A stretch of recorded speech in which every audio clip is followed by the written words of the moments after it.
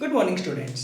देखिए स्टूडेंट्स, आज last topic लेके चलते हैं प्रोबेबिलिटी का, और हमारे सिलेबस का भी लास्ट टॉपिक है क्योंकि हम आज प्रोबेबिलिटी हमारा लास्ट चैप्टर चल रहा था। तो कैसे क्या है लास्ट टॉपिक 15.8 एक्सरसाइज है। एक छोटी सी बात, इस एक्सरसाइज में मीन मिलेगा आपको। जनरली आप पढ़ के आए हैं, मीन 10th क्लास में पढ़ा है, 11th में भी पढ़ा है आपने, अब यहाँ 12th में भी आ रहा है मीन आएगा। तो जो चीज़ें आएगी स्टूडेंट्स मैं आपको बताने वाला हूँ अभी। पहले तो मीन क्या होता है वो देख लो। जनरली जो आप पढ़ के आए हो एक बार मैं आपको वही रिवाइज कराता हूँ। देखिए स्टूडेंट्स, मीन पढ़ा होगा, एक्स बार आपने इसका सिंबल भी पढ़ा होगा, और फार्मूला शायद आपने इसका ये पढ़ा होगा, summation of F I into x I over summation of F I, ये पढ़ा होगा। क्लियर है? समेशन का मतलब होता है सम ऑफ दिस टर्म्स, मतलब आई की जगह वैल्यू रखते रहो और इनका सम करते रहो। ऐसे आपने पढ़ा होगा ना, कोई नई बात तो नहीं है ना स्टूडेंट्स। मीन का मतलब पता है ना, एवरेज वैल्यू। अरे ये तो छोटी बड़ी क्लास में पढ़ के आए होंगे आप। एवरेज वैल्यू होती है एक्सपेक्टेड, इसमें जो रहेगी वो मीन एक्सपेक्टेड वैल्यू, मतलब मीन एक्सपेक्टेड वैल्यू हो जाएगी प्रोबेबिलिटी का मीन। ठीक है, वो अपन निकालना है, वो तो बताएंगे आपको क्वेश्चन में कैसे करना है। बट स्टूडेंट्स मैं यहाँ पे आपको केवल इतना ही बता रहा हूँ कि मीन का मतलब क्या होता है, एवरेज वैल्यू होती है। और वो हम कैसे निकालते थे याद कीजिए, इस तरह का फार्मूला हम पुटअप करते थे। आप कहोगे फार्मूले तो और भी थे, हाँ थे स्टूडेंट्स।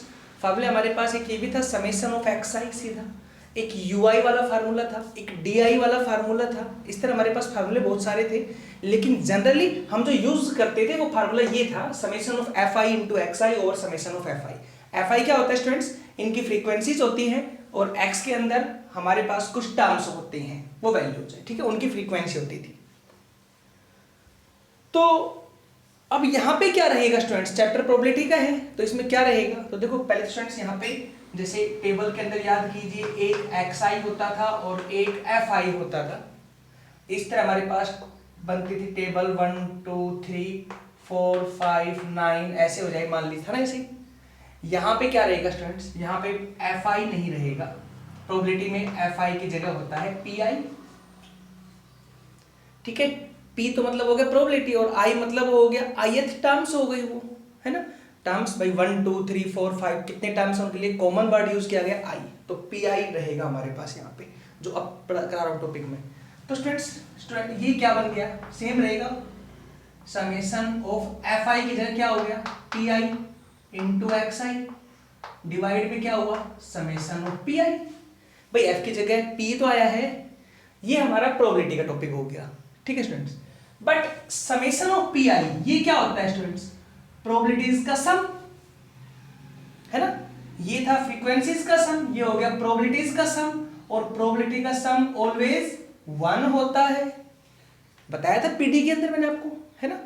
तो ये हमेशा 1 होता है। तो फार्मूला क्या बन के आया, ये 1 हो गया, मत इसको रिप्रेजेंट करो, तो summation of p i into x i हो गया। स्टूडेंट्स क्लियर है? और अब आई की टर्म्स यहां डिफाइन कर रहा हूं, तो आई इक्वल्स टू 1 टू n हो गया, वो यहां भी डिफाइन कर सकते हो। ये बन गया formula, summation of i equal to 1 to n p i into x i. I hope clear होगा। ठीक है, इस सिंबल को थोड़ा चेंज किया गया स्टूडेंट्स, क्योंकि ये सिंबल था सिंपल वैल्यूज के लिए, अब हम निकाल रहे हैं प्रोबेबिलिटीज के लिए ना। तो देखो प्रोबेबिलिटी में अब क्या हो जाएगा, मीन को दिखाते हैं म्यू से। ठीक है, इक्वल्स टू फार्मूला हो गया summation of p i into x i, i equals to 1 to n, ये आपका फार्मूला हो गया। ठीक है स्टूडेंट्स, ये तो मैंने पहले बताया फार्मूला कैसे होगा। अभी पी आई एक्स आई भी आएंगे, बताएंगे क्या होते हैं पी आई एक्स आई, कैसे सोल्व करते हैं इनको। सेकंड आ जाओ स्टूडेंट्स, सेकंड टॉपिक होता है वेरिएंस। वेरिएंस क्या होता है, तो स्टूडेंट्स वेरिएंस का पहले तो देखो जो सिंबल होता है वो ये होता है सिग्मा स्क्वायर, ये इसका सिंबल होता है, इसको बोलते हैं सिग्मा, आधा नया होता है नहीं, सिग्मा स्क्वायर। ठीक है, इक्वल टू क्या होगा, तो देखो ये फार्मूला होता है summation of i equal to 1 to n p i into x i का स्क्वायर, मतलब पी आई टर्म अलग है और एक्स आई का स्क्वायर है, आप इसको यू भी कर सकते हैं। ठीक है ना, एक्स आई का स्क्वायर की मल्टीप्लाई पी आई से करनी है, उनका सम करना है, ये हो गया। माइनस में म्यू स्क्वायर, म्यू क्या होता है मीन, ये रहा मीन, मीन का स्क्वायर करना है माइनस में। तो ये वेरिएंस निकालने का फॉर्मूला जो आपका सेकंड टॉपिक रहेगा इस एक्सरसाइज का, ठीक है। थर्ड स्टैंडर्ड डेविएशन, ये सब पढ़ के आया 11th के अंदर, स्टैंडर्ड डेविएशन।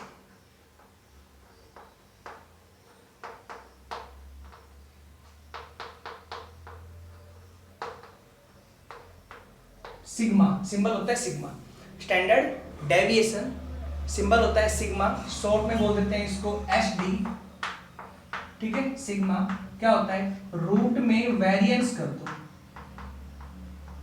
क्योंकि इसका सिंबल देखो और इसका सिंबल देखो, इसका सिंबल सिग्मा स्क्वायर, इसका सिंबल केवल सिग्मा आ रहा है, हाँ तो सिग्मा स्क्वायर का रूट करूंगा तो रूट से स्क्वायर कैंसिल होगा, तो क्या बचेगा खाली यहाँ पे एच डी बच जाएगा, सिग्मा रहेगा वहां पे। तो वेरिएंस का रूट कर देंगे, मतलब वेरिएंस का फॉर्मूला ये है, वेरिएंस निकाल जो आंसर आएगा इसका रूट निकाल दो, वो एच डी कहलाएगा, ठीक है स्टूडेंट्स। तो ये 3 टॉपिक है आपके इस सिलेबस के अंदर, मतलब इस लास्ट एक्सरसाइज के अंदर 15.8 करवा रहे हैं, लास्ट एक्सरसाइज है स्टूडेंट्स, ठीक है। तो एक्सरसाइज आपने खुद कंप्लीट करनी है, क्यों, क्योंकि इस एक्सरसाइज में जो क्वेश्चन है वो 15.7 वाले ही हैं, देखना आप, क्योंकि 15.7 और 15.8 दोनों एक्सरसाइज सेम है, वही दोनों में करना होता है। क्या रूल है दोनों को करने के लिए वो सुन लें। आपको तो केवल क्वेश्चन की पहचान करनी है, विद का है या विदाउट का है स्टूडेंट्स। अगर क्वेश्चन विद का है तो आपको रूल लगाना होता है विद वाला, अगर विदाउट का है तो आप रूल लगाएंगे विदाउट का, ठीक है स्टूडेंट्स। उसके बाद आप पीडी बनाओगे, याद है ना, क्वेश्चन में पूछे या ना पूछे, लेकिन फिर भी उसके बाद आप स्टूडेंट्स पीडी बनाएंगे, ये आपका काम है, ठीक है। पीडी बन गई, पीडी में क्या बनेगा याद कीजिए, इस तरह बनाएंगे आप पीडी,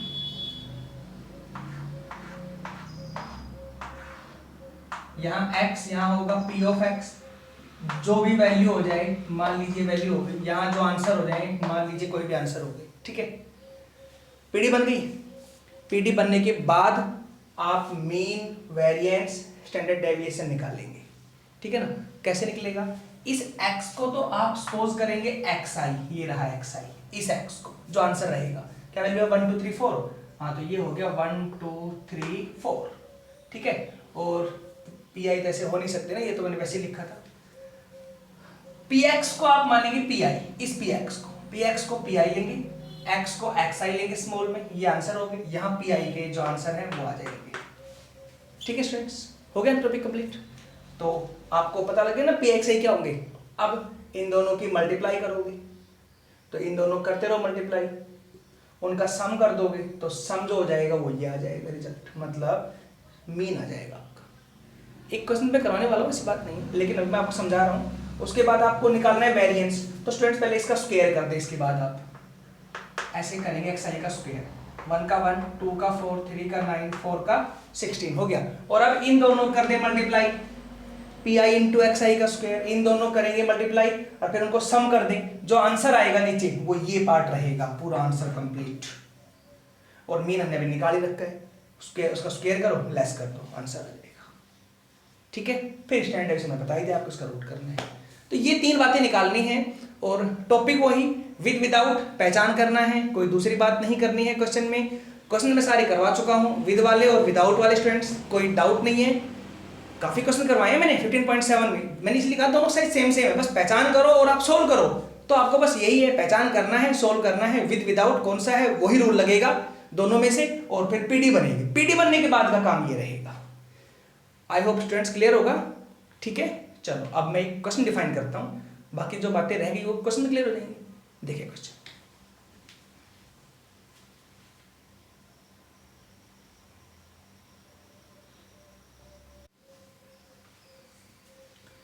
देखिए स्टूडेंट्स एक क्वेश्चन लिखा है मैंने, ये क्या है एक्सरसाइज में आपका फर्स्ट क्वेश्चन, उसमें टेबल बना के दे रखी है, टेबल पीडी है आपकी, ठीक है स्टूडेंट्स।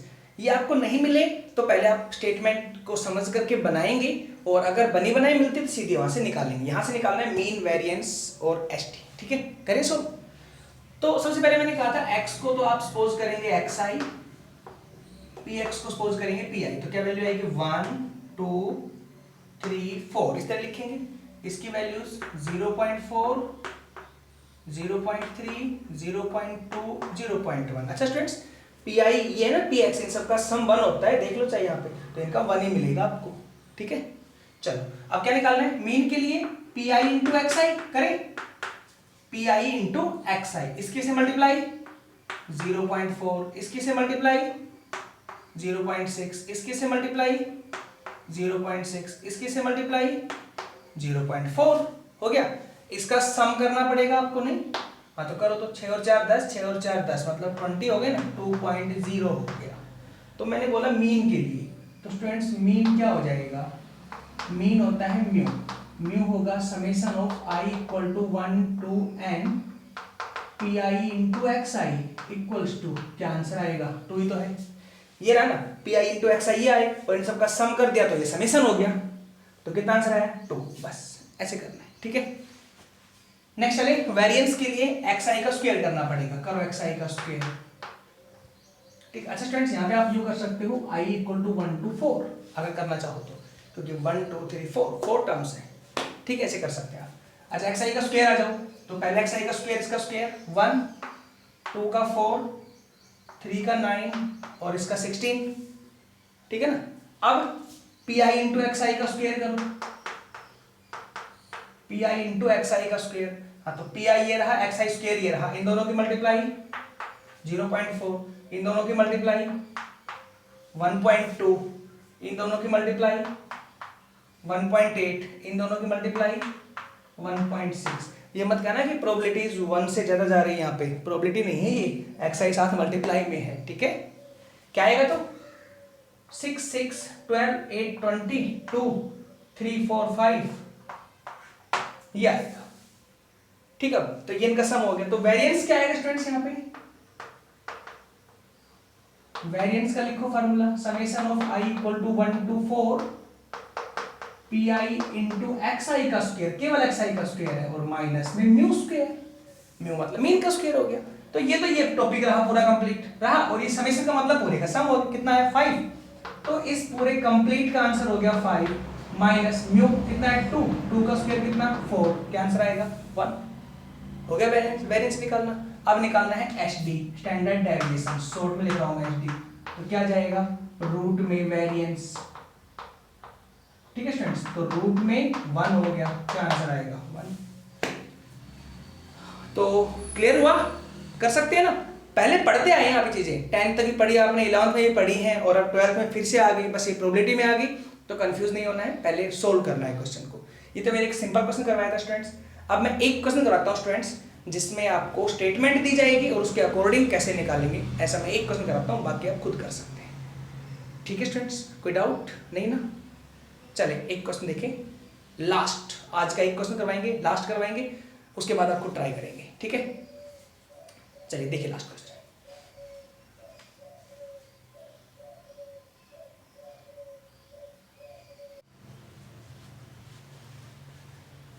देखिए स्टूडेंट्स, एक क्वेश्चन कराऊंगा, ये वाला है लास्ट, समझ लीजिए आप क्वेश्चन, बाकी क्वेश्चन आप खुद कर सकते हैं, थोड़ा ये अलग है इसलिए मैं लेके चल रहा हूँ इस क्वेश्चन को, अदरवाइज सारे क्वेश्चन आप देखेंगे एक्सरसाइज में तो डिट्टो मिलेंगे जो मैंने 15.7 में करवाए थे, कोई चेंजेस नहीं मिलेगा। ठीक है, देखिए एक coin is biased so that P of H equal to 3/4 and P of T equal to 1/4। मैंने बताया था बायस्ड है तो कुछ चेंजेस हैं, वो इस तरह से है कि हेड आने की प्रोबेबिलिटी 3/4 है, टेल आने की प्रोबेबिलिटी 1/4 है। ठीक है, this coin is tossed 3 times, इस कॉइन को 3 टाइम्स आपने थ्रो किया।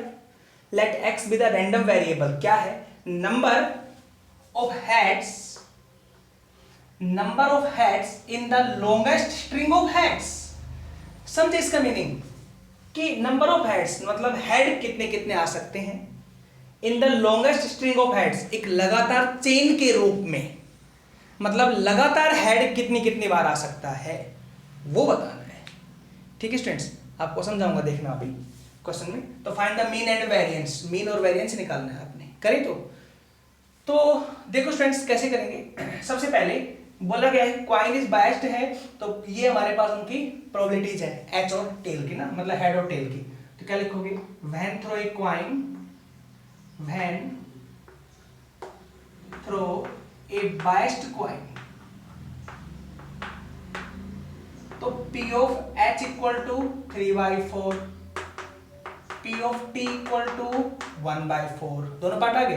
बट कितने बार थ्रो है? 3 times, but in 3 throws.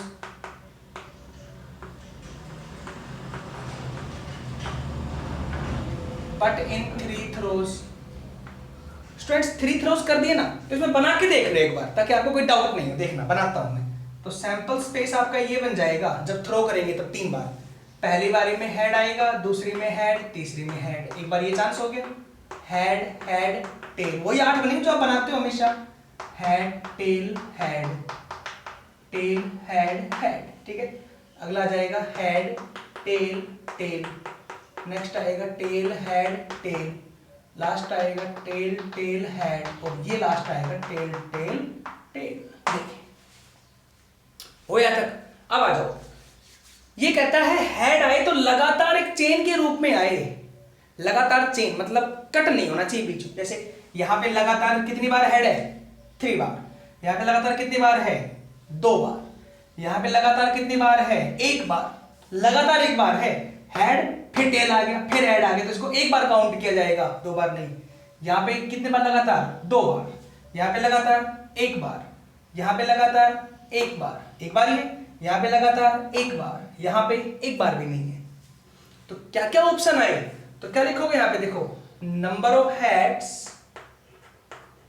Number of heads, ठीक है, in the longest string of heads,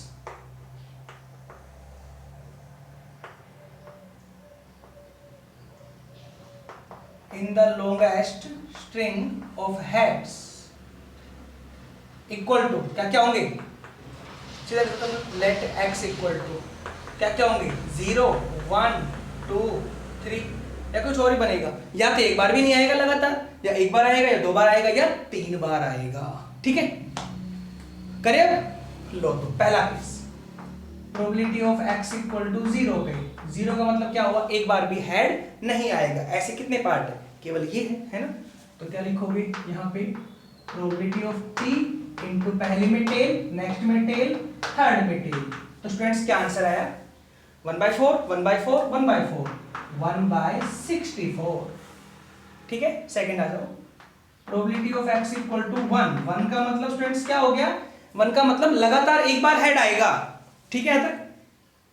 तो लगातार 1 बार हेड कितने कितने पार्ट में है? इसमें है, इसमें है, इसमें है, लगातार 1 बार हेड। ये रहा पहला, तो ये बनेगा पार्ट। क्या? पहले हेड आ गया, फिर टेल, फिर हेड आ गया। तो ये आ तो इस पार्ट में 2 हेड रहे हैं, लेकिन काउंट अब 1 बार में होगा, क्योंकि लगातार बोला गया है। इस आपके पास जो है बोली गई है स्टेटमेंट, उसमें चेंज है इसलिए। ठीक है ना। तो 1 बार में तो ये काउंट होगा। प्लस अगला पार्ट आ जाओ, 1 बार नहीं है, 1 बार यहां है, तो क्या आएगा? P of H into P of T into P of T हो गया। 1 बार ये रहा, plus P of T into P of H into P of T, plus 1 बार इसमें भी आ रहा है, प्लस में P of T into P of T into P of H। बस, और तो नहीं है ना कोई भी 1 बार में। हाँ तो करिए मल्टीप्लाई, क्या आएगा? P of H कितना? 3/4, 3/4 1/4 3/4, 3 3 is 9, 9/64। ठीक है स्टूडेंट्स, पहला पार्ट। प्लस में 3/4 1/4 1/4, देन 3/64, प्लस में 3/64, प्लस में 3/64, देन 18/64। ये आंसर आएगा। स्टूडेंट्स क्लियर हुआ? ठीक है, नेक्स्ट चलिए अब। Probability of x equal to 2 पे। तो 2 का मतलब क्या है? लगातार 2 बार हेड आए। लगातार 2 कौन कौन से? ये रहा एक ये रहा, तो बस यही ना। तो क्या आएगा यहाँ पे? P of H into P of H into P of T plus P of T into P of H into P of H। तो क्या रिजल्ट आएगा? 3/9 3/4 3/4 1/4 9/64 9/64, then 18/64। क्लियर हुआ? लास्ट आ जाओ। Probability of x equal to 3 पे। 3 में students कितने आएंगे? सॉरी, 3 बार हेड आएगा। लगातार 3 हेड की चेन बनेगी, लगातार 3 हेड की चेन ये रही 3/4, 27/64 हो गया ना, 27/64। कोई डाउट है भाई क्वेश्चन पे? ठीक है स्टूडेंट्स, ये तो हमारे पास पहले पीडी रिप्रेजेंट करेगी अब। ठीक है स्टूडेंट्स, तो अब मैं स्टेटमेंट को हटा दूं यहाँ से, रफ कर देता हूँ, इतनी स्पेस नहीं है, और उसके बाद फिर मैं मीन और वेरिएंस डिफाइन करता हूँ स्टूडेंट्स। ठीक है, देखिए मीन और वेरिएंस कैसे होगा इसी क्वेश्चन पे, तो हमें याद है ये तो वैल्यूज, चलो मैं लिख भी देता हूँ यहाँ पे, एक बार देख लो।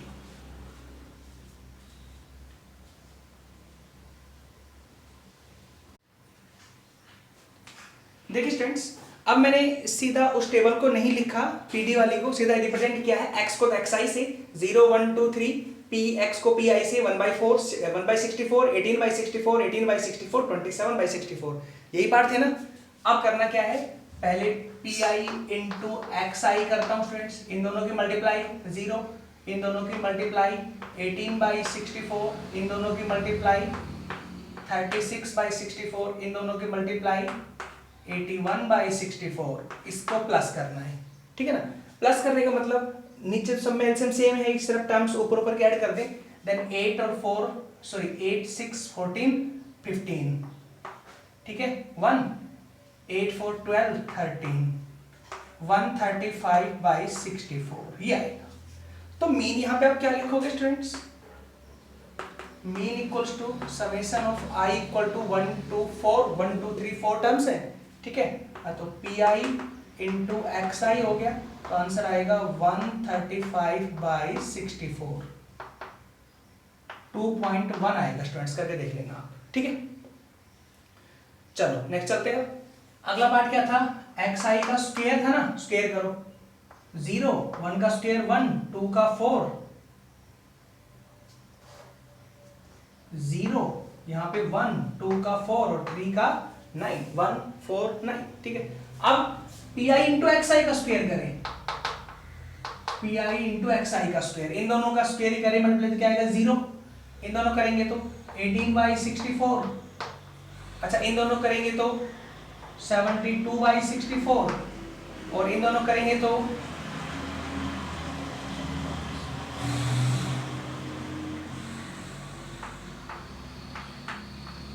ये आएगा स्टूडेंट्स, 9 की 7 से 63 6 9 2 जा 18 18 और 6 24। ठीक है, ये आएगा रिजल्ट, इनको ऐड करो क्या आएगा, तो 8 to 10 10 3 13 1 7 1 8 8 और 4 12 13 3/64 ये आएगा। ठीक है स्टूडेंट्स, करें अब वेरिएंस आ जाओ, तो वेरिएंस होगा summation of i equal to 1 to 4, यहाँ पे हो जाएगा p i into x i का स्क्वायर माइनस म्यू का स्क्वायर, तो ये तो है 333/64 और ये है म्यू का स्क्वायर मतलब 2.1 का स्क्वायर, तो स्टूडेंट्स ये कितना आएगा, 64 से होगा ना, 5 पे तो कंप्लीट हो गया, 13 बचेंगे ना, 0 2 पे जाएगा, हाँ 5.2 हो गया लगभग, माइनस 2.1 का स्क्वायर 4.41 हो गया, 4.41 लेस कर ले इसको, 5.20 4.41 9 और यहाँ पे हो गया 7, ये आएगा, तो आंसर हो गया 0.79, ये वेरिएंस आ जाएगा। स्टूडेंट्स क्लियर हुआ टॉपिक, आई होप कोई डाउट तो होना नहीं चाहिए स्टूडेंट्स। वैसे